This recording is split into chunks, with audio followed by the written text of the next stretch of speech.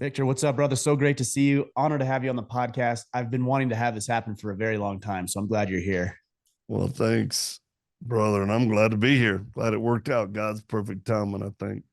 I think so. Between your international travels, because if I understand correctly, did you just get back from Israel?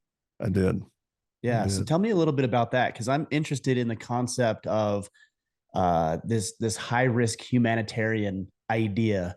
That's something Yeah. that's very fascinating to me, and I love to see a man who doesn't just talk about improving the lives of other people, but actually going out and putting himself in harm's way to do so. Well, yeah, I mean, I think love is always an action word. And the scriptures say faith without works is dead. So, and a young man that was on our teams but was killed during rescuing a girl in Iraq from ISIS, he would say, you know, it's not words that prove who you are, but it's what you do. Because people get really good at words, and I mean words matter, but the actions prove what you believe. So yeah, we started doing high risk work uh, overseas just about nine years ago, and first it's nothing I wanted to do. I'll just say that this wasn't something that I dreamed about, uh, and but it was a calling for me. So it started out in Burma with Dave Eubank and Free Burma Rangers, and we were there for the end of a year. I did about a 30-day pump into there, and we were training guys and who help protect innocent civilians. And then it grew to where we got invited into Iraq to help trauma care for women who had been held captive, Mm. women who had been held captive by ISIS. So when I took a team into that environment, man, we were just baptized by fire of the need and then how horrific things were. And I'll tell you, Ryan, uh, you know, only by the hand of God were did we see doors open for access and placement, and we became very effective in what we were doing. So here we are, 9+ years later, and even been a decade. We're well over 130 missions. Um, I'm 17 plus times overseas. We still have a home in Iraq. Like you mentioned at the opening of this, just in Israel, but I actually went into Gaza and the West Bank and then northern Israel. Uh, I mean, very, very close to the Lebanon border. And it just became this unbelievable opportunity to help people, like you said, from victims to people who needed to be rescued or recovered out of harm's way, and to trauma care, to training. We got into a training aspect of people fighting, doing the fighting, protecting. And I'll let your constituents know because people are like, wait, you've been overseas 17 times. Was that why you were in the military? I said, no. As a matter of fact, it was all while I was in my 50s. All So, civilian travel. yeah, a civilian traveling, leading teams into Iraq, Syria, Northern Iraq, Northern Africa, Middle East, Southeast Asia, south of the border. And I couldn't do it without prayer, without people supporting us because we're independently funded by just small donors, a few big ones, but we don't take government money. And it's been quite the ride, to say the least. We've helped just in the Middle East over 45,000 women and children. Wow, that's amazing. You said something interesting, and I want to call attention to it and ask you about this, because you said only by the hand of God have you been able to go in and do these things and rescue women and people who need help, frankly, who can't do it on their own for whatever reason. I'm a believer myself, but I know a lot of men question what that means when a God would allow these situations to happen. And then here Yep. you are saying, hey, only by the hand of God can we go in and rescue and do this good work. And these guys will say, well, what kind of God would allow that in the first place? How do you reconcile the two? Well, it's a great question, and good questions we should never be afraid to face and work through. I don't have an answer to every question, but this one I do. Mm. And because I've had to reconcile it in my own life personally as a kid and what I went through. And then when you see evil, uh, so what I've learned that you have an all loving God who's a just God and he's righteous, but he did implement for mankind to choose whether they want to do good or evil. He gave us a free will. So everyone has a choice. If he didn't give us that choice, we would be robotic. And therefore, we could never have an authentic relationship with him. And men who have kids, if your kid was always scared of you and only came to you out of fear and was like a little robot, there would be no satisfaction out of that, or even a spouse. So God allows men. Men make the choice to do good or evil. And God never causes evil to be done. He allows men to choose. Now, what's amazing to me, and I've got to know this on the second back half of my life, is, God is a great redeemer of the evil that men do. He's a great redeemer. Without a redemptive fact aspect of God, it wouldn't work for me. So I have seen God redeem the worst that evil can do. There's always pain and suffering that's involved, but he can redeem it. And I think ultimately, justice that's not God on this earth will be at the day of reckoning. So it's, I just tell men, look, I don't understand it all. I don't know why.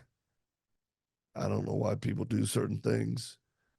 But when when I picked up a kid whose parents were murdered by ISIS and went through several checkpoints, and to get him out, and had grenades and an AK and a team watching after us, and to hold him in our house and hear cries, the cries of a baby who was a true orphan by ours, knowing he'll never see his parents again. I don't place the blame on God. I place it where it should be on the evil men that did this. And I thank God for allowing me and my wife and our family and our teams to be present to bring comfort to this little boy. And there's been so many times I've held kids and that it's been horrible. So I just kind of say, hey, it's a waste of energy to be angry at God, but you could actually, you in some form or fashion could be the answer to the prayer of a release of suffering. Hmm. So what do we do? Do you feel like I know probably to a lesser degree than your personal story, but I feel like the challenging times in my life were presented to me so that I can overcome them and help other people overcome the same. I don't want to put words in your mouth by any means, but I know a little bit about your story growing up. You were physically and sexually abused. You were frankly left for dead, if I understand, in an industrial or commercial cooler. You were left for dead. Uh, Yep. do you feel like do you feel like that's the case for you, or is it something else entirely? Because I'm wondering if that helped you aligned you towards what it is you're doing now. Yeah, I'd say 1,000%. And I do talk about that. I believe part of my nature for me is to minimize things that have happened as a survival mechanism to push. But in doing that, you tend to forget. And, you know, I don't, I've never been able to forget about the kids who suffered like I did, which has been both a burden and a blessing. Um, Yesterday, I'm looking up old videos from, almost a decade ago, and I couldn't watch them. I had to turn them off. I started getting emotional. I was like, I don't want to remember all that. It's even good stuff, all the good stuff that we've done, but it's so personal to me. And I think God, that cliche, you get bitter or better. For me, I just say, well, your heart either gets harder or it increases your capacity to help and love others. And I think that's what God has done for me. Now, my wife and family and team, they'll tell the world, don't worry. Victor has these hate humanity days where, he'd rather just kill a bunch of bad people. Uh, and I have to guard my heart about that. Cause like one case recently was horrible situation where this girl was stabbed multiple times, back face in Southeast Asia, raped and left for dead. Our team recovered her, saved her life by emergency. Saved her life. Me and one other fella, we flew down, and in 72 hours, um, we're able to confirm the arrest of the attacker. And uh, and I remember when he was in the jail, I had my guy said, "Hey, go ahead and give me 15 minutes with him." And normally our access would be granted, but for that day, for some special reason, all powers that be, because they ran me and they were like, "No." I We're not said, doing this. "Yeah, give them the special tax money. Give them that." And then I was like, "I just need 5 minutes." And to be quite transparent, I was going to cut off a couple of his fingers. And I know that may sound harsh to some people, but if you saw what he did with this girl, lopping a couple of fingers off, what would not is not a big deal, but it'd be a mark and a reminder for everyone who saw him, even while he was in. So the chief of police was like, "We know him. He may kill him." I was telling him, "I'm not going to kill him. I'm not going to kill him." But that's when, in the quietness of my heart, it was an easy justification to, do something this guy hurt his feelings. But God was saying, but is that what I'm calling you to do today? Is that what I want you to do? And ultimately, we have to submit ourselves to God, because I've gotten a green light a lot of times from God, as I understood it, to do things that would stop the manifestation of evil appropriately in different countries.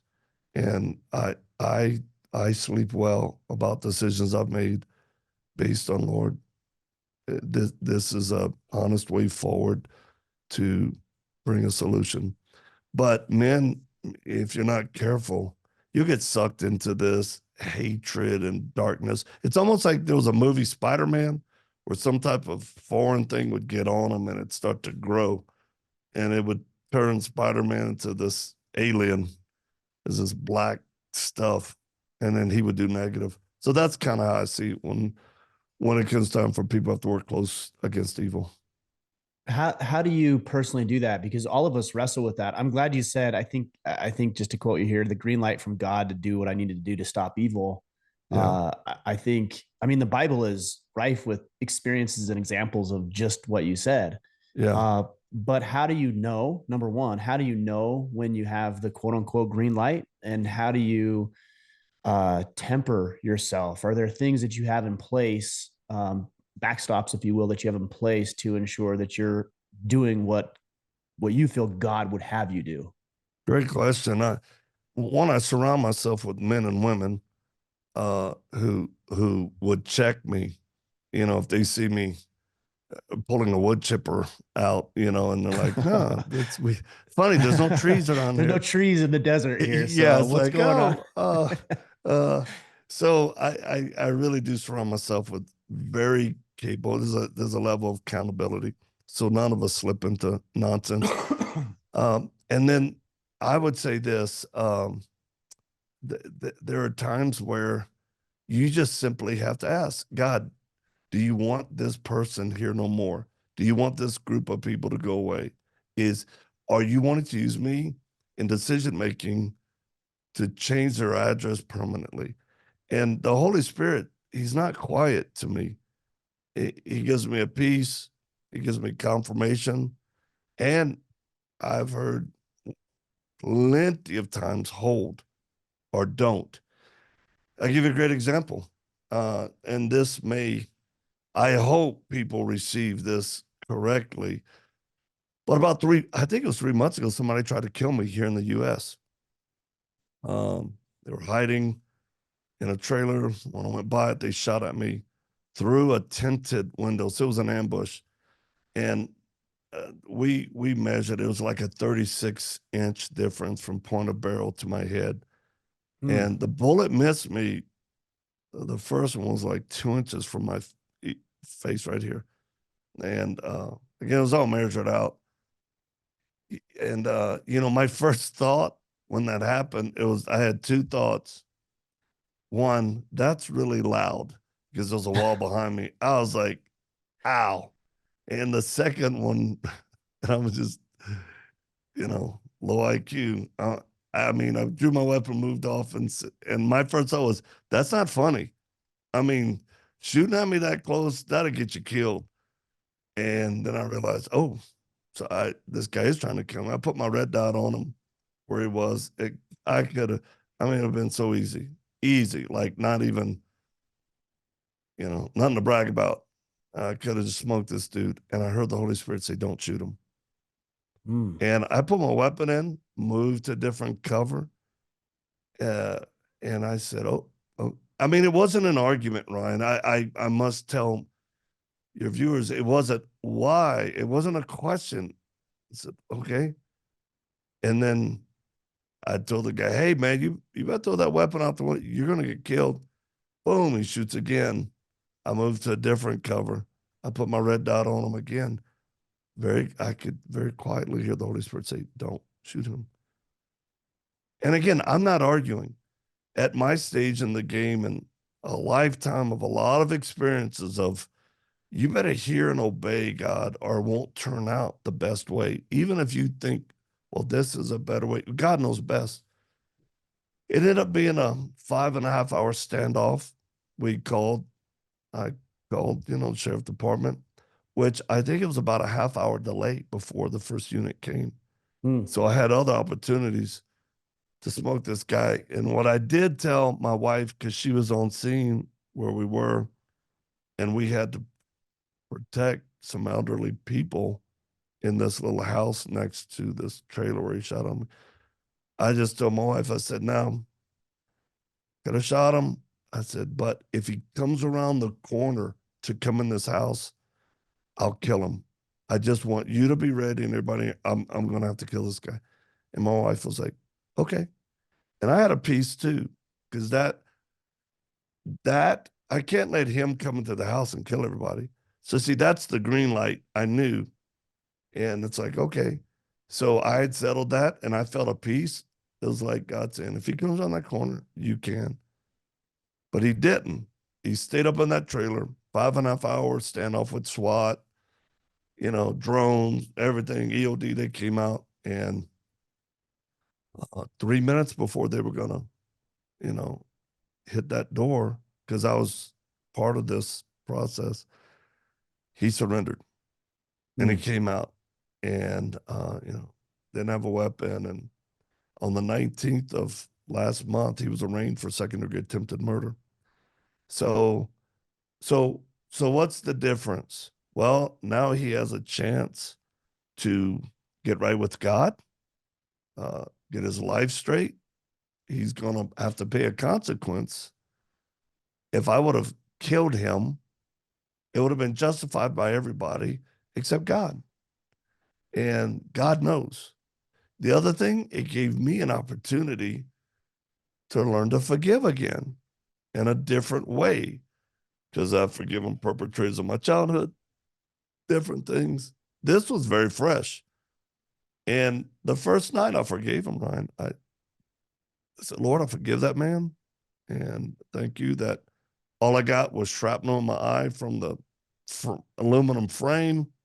Although I told my wife, I think the bullet hit me in my eye and it bounced off. I'm not sure. We'll have to ask a That's doctor. absolutely what happened. Yeah. And she's like, really? I said, can I get a patch or something? I want to walk around like a pirate for a minute. That's right. And, and I big on my wife because she shoots as good as me. So, or I've been overseas and I'm like, man, there was this time ISIS was coming up and they were hitting it, and and she's like, yeah, I know, I was next to you, babe. Okay, remember? I'm like, Didn't quite go exactly the way you recalled yeah, it, but yeah. I'm pretty like, close. or if it did, she literally was right there. She's like, honey, I was there. I remember. Okay, can we move on? Like, all right, honey. We were just at SHOT Show, just a sidebar. We're out on range day and people letting us shoot their weapons. And she sits down behind this weapon and I ask the guy, can she shoot? Oh, yeah. And he's like, ma'am, there's 100-yard target right out there. And you want to put the crosshairs. And I said, what's the one way out there? He goes, oh, that's 1,000 yards. I said, can you let the little lady try? He's like, sure. Sure enough, he dialed her in. Boom, she hit it 1,000 yards. Every person on our team, 5 people right there, hit 1,000-yard shot. Boom, boom, boom. So that goes back to my point. I surround myself with great people. I have a history of, Lord, tell me, because I've done things on my own and regretted it. And like, I should have listened. But yeah, I think I know God's grace better. I did get very angry at the person who shot at me here, but it was like a couple days later when, like investigation measuring the distance. And I went into the trailer and saw how the tinted window, it was an ambush. I mean, he's shooting at me and I couldn't even see him. I got, I got pretty angry about that. And which is just processing, a trauma. Um, but what was funny was the first officer who came on scene. At the end of the night, he's done a report and he's saying, I got a buddy next to me, but he's going through a victimization, brochure. And he says, sir, being shot at is a very traumatic experience. Here are some services we offer, and you may want to. I said, oh, thank you. He said, you have any questions? I go, do y'all offer like coupons to Cold Stone? Because that could really help me. And he's a younger officer going, I maybe we can. And then he said, anything else? I go, could you hold me? He's like, okay, this is getting odd. My buddy's like, trust me, he'd been shot at.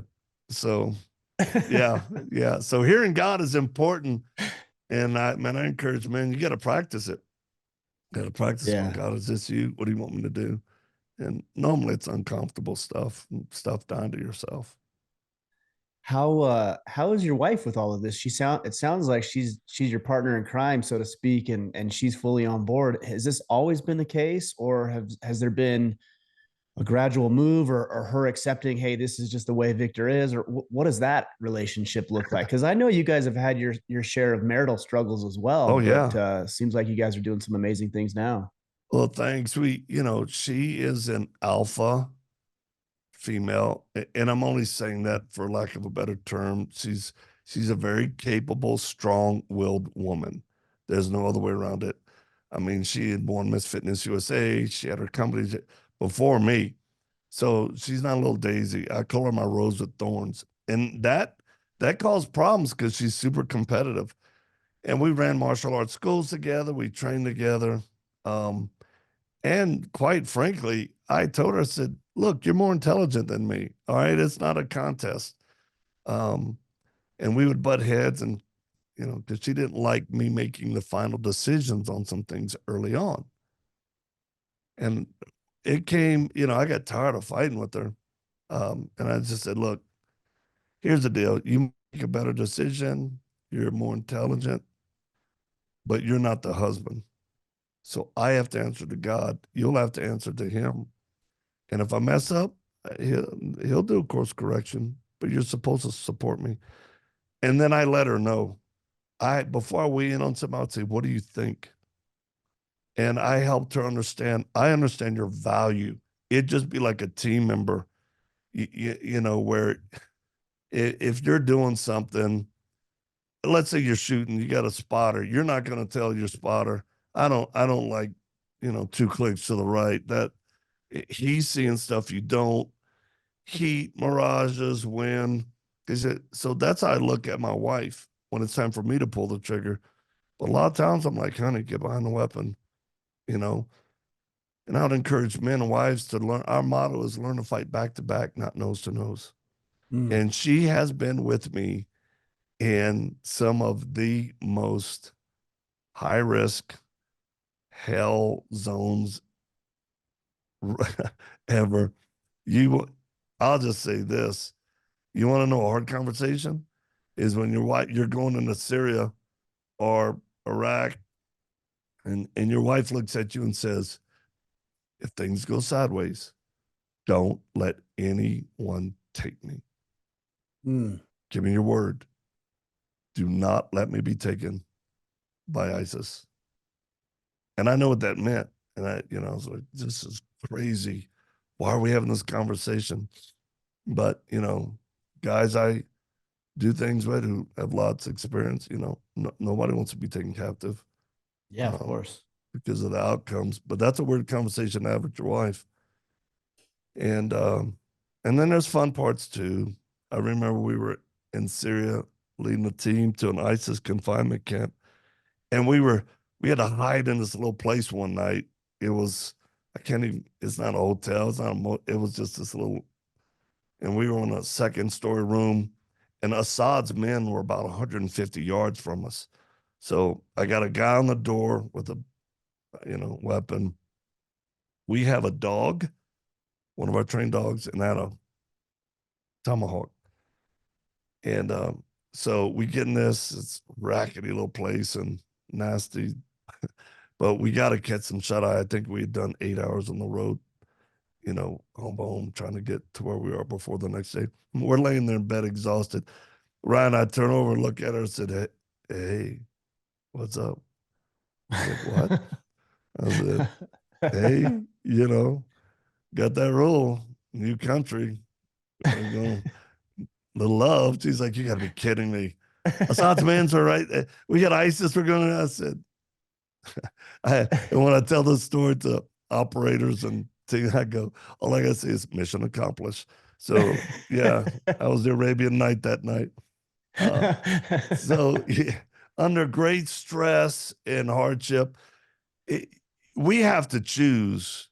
I mean, you either spend your energy on being an ass and not making things work out, or go, hey, let's focus on the positive here. Let's have fun. Let's have fun with our lives. Stress is enough. And so not nose to nose, but back to back. Mm. Yeah, that's powerful. Tell me a little bit about your recent trip to Israel and Gaza, because I think there's a lot of misconception. I think there's a lot of propaganda. There's a lot of misunderstanding. I mean, I hear it. I'm not an expert, so I can't say that I know much about it other than what I receive through the news and various outlets. But it seems to me that people are so confused about what in the world is happening in Israel. Yeah. Well, there is some confusion. We were there literally the week after it happened. We assembled a team. We got access and placement and an invitation because I won't go. There are people that try to force themselves into situations, organizations, and then they end up calling me. One of my guys saying, "Hey, are y'all in country? What are y'all doing? Can we do something with y'all?" And we're Mm. like, "Thanks. No, there's not a need. We're love you guys. Go do what y'all need to do." And for us, first, I had to see the carnage. I had to see the attacks. I had to see with my own eyes the places that were hit. And that was my first order of business. And I will say it was the worst carnage I've ever seen in my life of massive slaughtering. And Mm. I was at the music grounds. I was in the kibbutzes. Um, and it was so bad, Ryan, that I made a commitment when I came back from that pump. I said, I will never wear the same boots again. And I didn't. I will not put those boots on. I walked in so much children's blood and just, I mean, seeing blood stains where kids and women are being dragged out, hands on a wall where, a child's trying to grab a wall and they got blood on their hands. It's just nonstop. It's just nonstop. Going into a room where the dad had pulled out his pistol and emptied his mag, casings everywhere, and looking at the rounds that Hamas was shooting through the door and then killed all of them. Um, so I saw it firsthand. and it was evil. It was unprovoked. It's unjustified. It was a terrorist act. Now, where confusion comes in is people say, one, how did they even get in?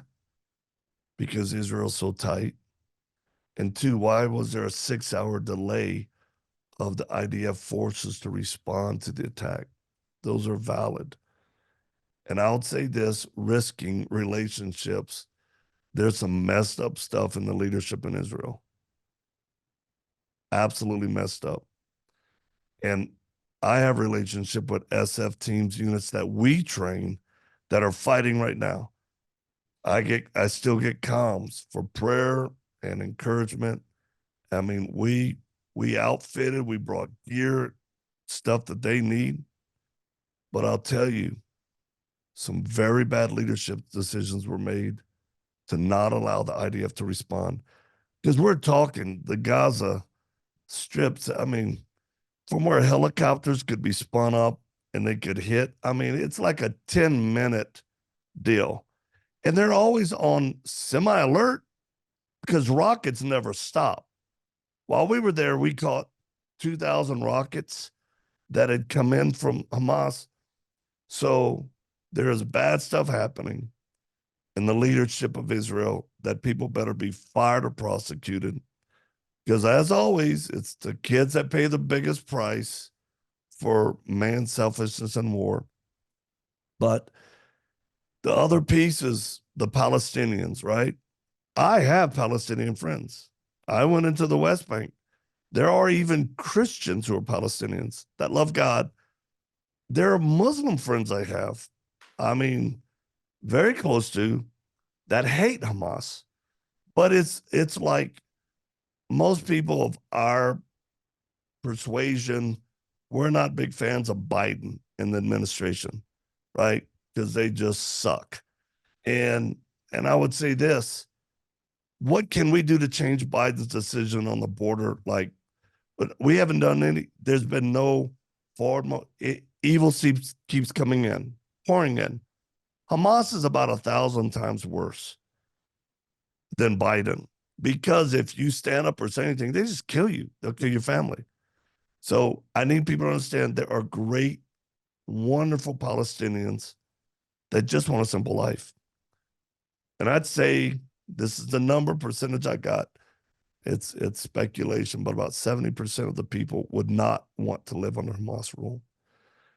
But that other 30%, Palestinians mixed with Hamas, they're evil, man. And people like that, what people don't understand, let me ask you, did you know this?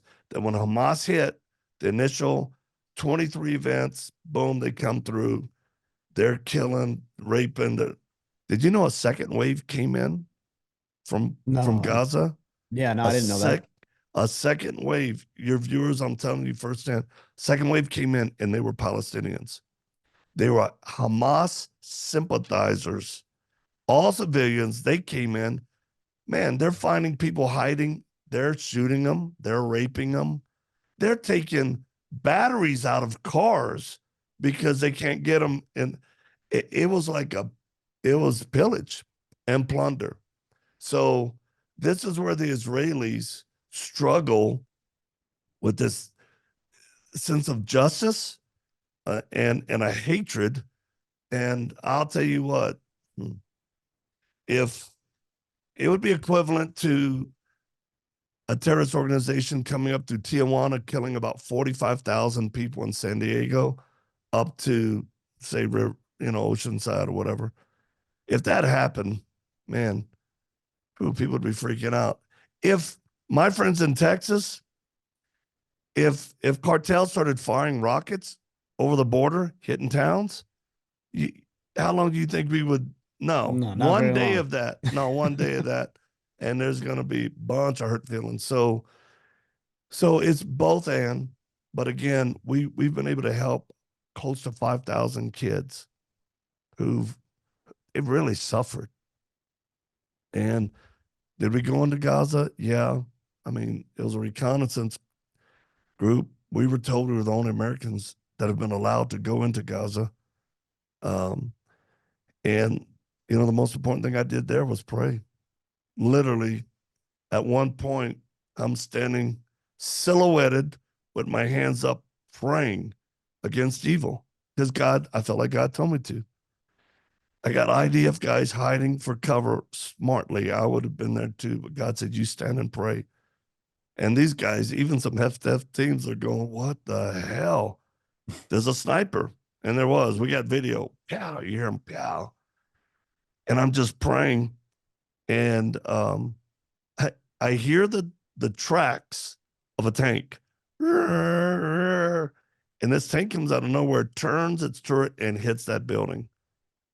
And I was like, that worked. That was good. And I'd never put my hands down until I was done. I remember when we were rolling out, a friend of mine, uh, there, just courageous warrior. His name is Guy. He's like, wow, wow, you guys' faith. That's a lot of faith. And then he's like, why are you here? I said, because God loves us. We love y'all. He told us to come and help. So there's still over 100 hostages in Gaza. And if I had to roll the dice, I, I'm hopeful, but I'm realistic. It's all going to get way worse than it has already Mm. with with the body count on both sides. And I need people to know who are waving Palestinian flags. If you're not at the same time cursing Hamas and standing against them, then you're a Hamas sympathizer. Don't wave a Palestinian flag without equally saying Hamas is evil, because that's the reality. And here in America, I give young people a pass because they're just so many are idiots. They'll protest about anything. So I'm like, you're young and foolish. I give you a pass. Those people who are like a little more aggressive in their stance, Ryan, I'm like, you're a sympathizer. And I would have agencies watch you because now you're at risk for being radicalized for Hamas's beliefs here in the US. And then there's other people that just come right out and support Hamas. I'm like, you should be arrested or deported right now. Which brings me to this next point. People had better get really ready for what's going to happen in America. I'm not a doomsdayer.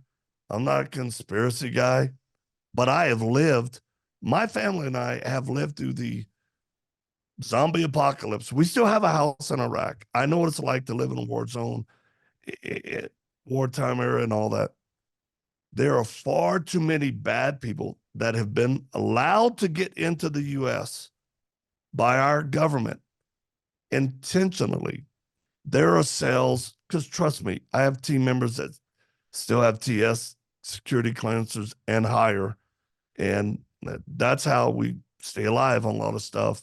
And that's why we're so effective. Our network, we don't move on assumptions. We base on what we do on facts.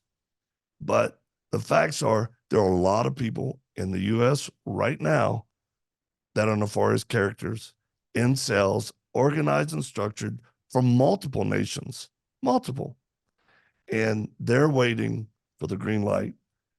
And the two things my friends, SF fighters in Israel, told me, I said, what would you say to this attack? Two things. Every one of them said two things. We were underprepared. We simply were underprepared. We never thought we their plan their plan was like maybe 8 to 9 Hamas guys get through. So Mm-hmm. each community only had 10 rifles. 10 rifles in the entire gated community.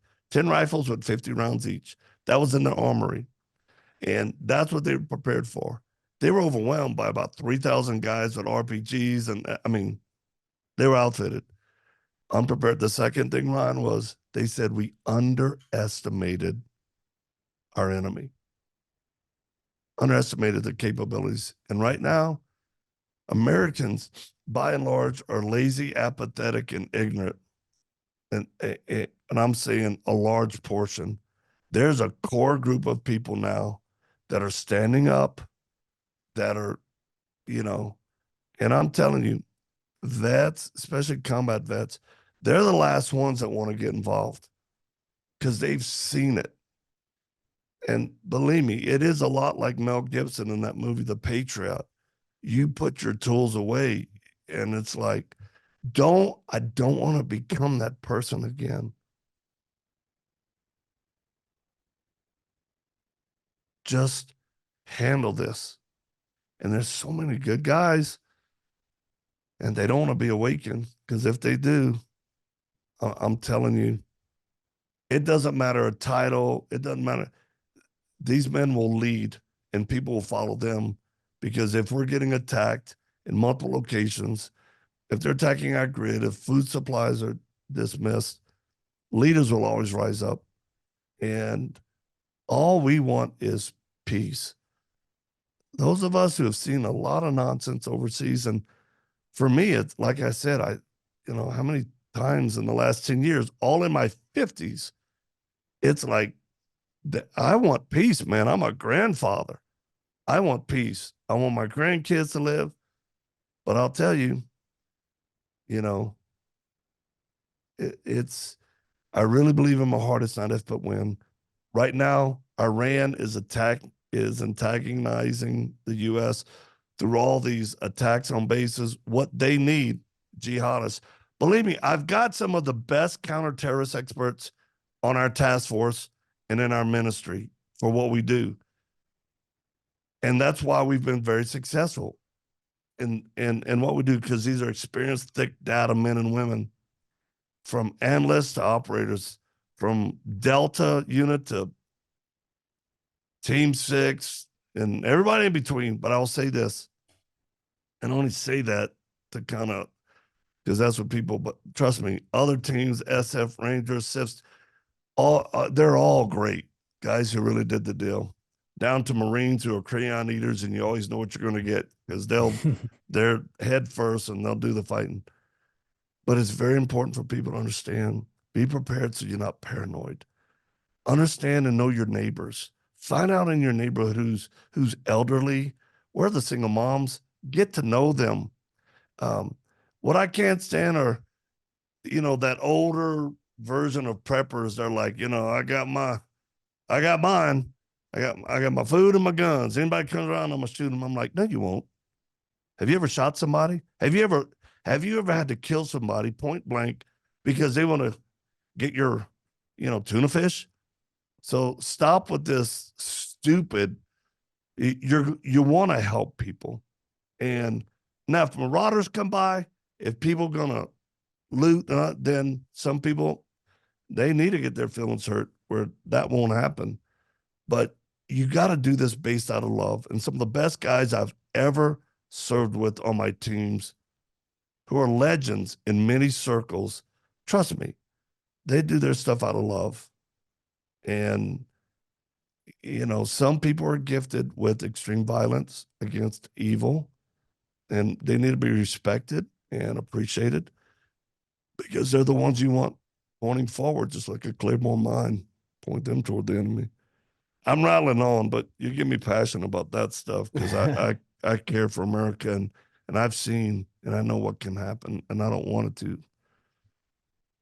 I feel like I'm a watchman on the wall, and I got to shout it so people understand.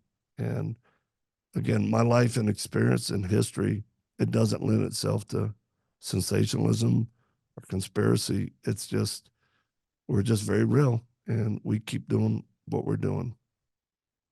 Victor, I'm grateful for you and those other men and women who are gifted with extreme violence.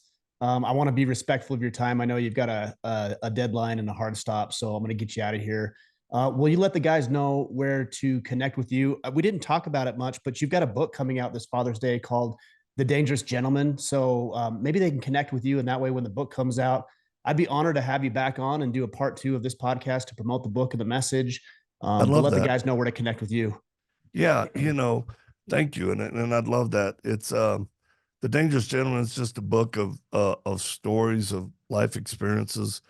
Because you know, I call myself one of the older lions, one to help the younger and mid lions, navigate through the minefield. And it's an easy read. And that, I mean, people, I have a lot of thousands of men that contact me because of the reach of social media, right? Outside of that, I'd just be, nobody would know about me. But, they say, mentor me. I need to be mentored. And I go, well, I am. If you follow me on social media, if you're on my email list, if you read my books, I am mentoring you as the best I can. But the Victor Marx with an X.com, I do have an email on there that people can sign up for. And then I have a daily intelligence brief that I would highly recommend. It's just victormarx.com/DIB, Daily Intelligence Brief. And we just put together a single page of recommendations from food to communications to right now, I'm going through best weapons that I think are fit. And people, look, they don't have to have a lot of money to get prepared. Uh, I'm an edged weapon guy. I have a signature blade, and I have friends who make knives. They send them to me, and I love knives. But I've been in the countries where you couldn't sneak a weapon in, and you can't carry. Like, we would go and find a screwdriver, wrap it with tape, make a little sheath, stick it on a belt line, so that could get people's attention. Because you can kill somebody just go with a screwdriver as you can, a $400 blade. So there are some practical things that people should be watching and listening. And I'm telling you, between now and the election, and then the year after, something's bad. The probability is so high, unless, and this is my caveat, unless I think Christians, and that's for people of faith, repent, turn from their wicked ways, humble themselves before God Almighty. He's the only one that can heal our land. That's the only hope from the Christian perspective. And then the other is just take care of people. So yeah, follow me on victormarx.com. Of course, I'm on all the social medias. If you haven't heard my interview with Sean Ryan, that to date is the best 3-part series I've ever done on my life story, and I'll never do it again. I told Ryan, I said, Ryan, this is it, man. I'm doing this for you and your audience. But there's a movie out on my life story, Victor Marx story on YouTube. It's a little dated, but you'll get to see my real biological dad in that. You'll get to hear my wife, kids. It's personal. And I would encourage people to watch that. It's an hour. The other thing I would say right now, very important, there's a film coming out February the 8th. So if y'all are watching this past that, it's called Letters to the American Church. And I think Epic, you have to watch it online, but just listen to me. Letters to the American Church is the best short documentary film I can recommend right now to give people of faith a very clear understanding of the comparison between Germany and what's happening right now. Mm. And before faith can be increased, you've got to look at the facts and go, oh, this makes sense. And then we have a spiritual warfare film coming out later this year, the book. And I'd ask people to pray. I know it sounds silly, but prayer matters. If people want to support us, great. We love that. We don't pour mouth anything. We feel like what God gives us, that's our resources to do what we do. But I just got a photo of a girl who's got a glass eye that's hanging out. It's like plastic. It was because of ISIS, and our team in Iraq's like, hey man, nobody's going to help this girl. I'm like, we will. Let's get that girl, situated. But I ask people for prayer, and I'm very intentional about what, me personally, from fitness, strength, mental capacity to spiritual readiness. And I think it's just a good time for people to be motivated to be mission ready in all those areas, because sooner or later we're all going to die. And I tell people, you better have that box checked that you're all right, because it doesn't matter everything else. That is the ultimate. Okay, here we go. And there's no reason for people not to be prepared for that. My faith is through Christ Jesus, and I'm bold about it because I believe it. And I've shared my faith with ISIS fighters right before they were going to take a dirt nap. And I'm just like, you want to know how I know? And they're like, please tell me, as their hands are behind their back. And I'd share my faith. And I'd say, I hope you find that in Christ Jesus for your surety of salvation. So I appreciate you. Let me close with this, man. I know what it takes for a man to get out of his comfort zone and move from that just struggling apathy, day to day grind, not feel like he has value or mission. But you did something at some point in your life, Ryan, where you said, no, I can do better than this. And you've kept God first in your family, and you're helping other men. And that is a huge thing. I tell men, don't think you got to go overseas to get something done. You better be called to it, because trust me, and I've seen it. I've seen it. I've held dead and dying men. You want to make sure in the lane that you're supposed to run in. And, there's nothing heroic about trying to hold your guts in or legs blown off when you weren't even supposed to be there. And it's completely heroic and courageous if you die serving God in the way that he's called you to do. So I tell men, die to your own flesh. Stop looking at porn. Help us hunt pedophiles in the U.S. by leading a better life. Love your family. Love your kids, man. Protect them against evil. Stand up and fight that fight. That's the first line of defense, and that's what matters. So thank you, man. I appreciate you. That's the best way I know how to say it. Thank you, Victor. I appreciate it. We'll sync everything up. Keep doing what you're doing. We'll keep following and we'll lead on our end as well. So I appreciate you. Thank you for taking some time with us today. You bet.